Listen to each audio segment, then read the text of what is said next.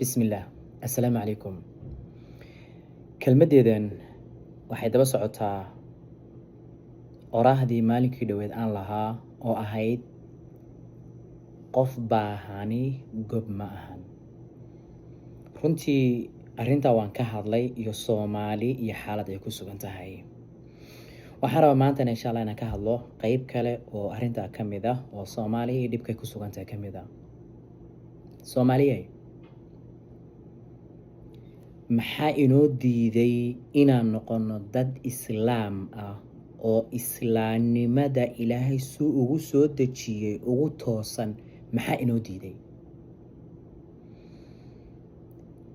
diinteenu wax walba oo ay ina amartay halkaasaan iska dhignay. wax walba oo ay inaga reebtayna waan soo qaadanay. waan isdilnay oo dilitaan iyo dhiig islaam oo la daadiyo diinteenu meeshay ka joogto iyo waxay tiri waan garanaynaa. waan isdulminay oo dulmi iyo dhib nooc aanan isku samaynin ma jirto. dulmina meesha diinteenu dhigtay waan garanaynaa. waan isdhacnay, waan isqalnay, waan isdhibnay.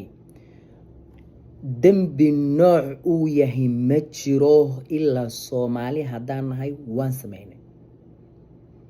ummadihii hore dembi lagu halaagay ma jiro ilaa hadduu jiro Soomaali waa samaysay.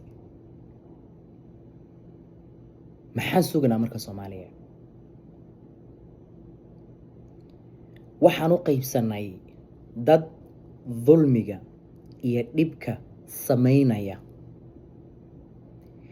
iyo dad kuwii dhibka samaynayay qabiil ku difaacaya oo garab taagan, iyo kuwo korkaa ka fiirsanayo aad moodayso filin ay daawanayaan oo u socdo oo korkaa ka fiirsanayo iska aamusan, iyo in yar oo fara ku tirisa oo dulmiga ka hadlayso leh war dulmigan ka jooga oranaysa.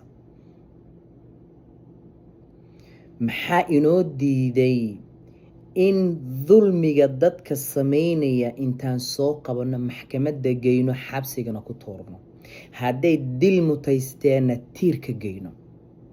walaalkaa ha noqdo, adeerkaa ha noqdo, abtigaa ha noqdo, kan aad wax isku tihiin ha noqdo. maxaa inoo diiday? diinteenu taasayna amrasaaye diintu ma afka keliya Soomaaliya inaga tahay? dhaqankii aaway?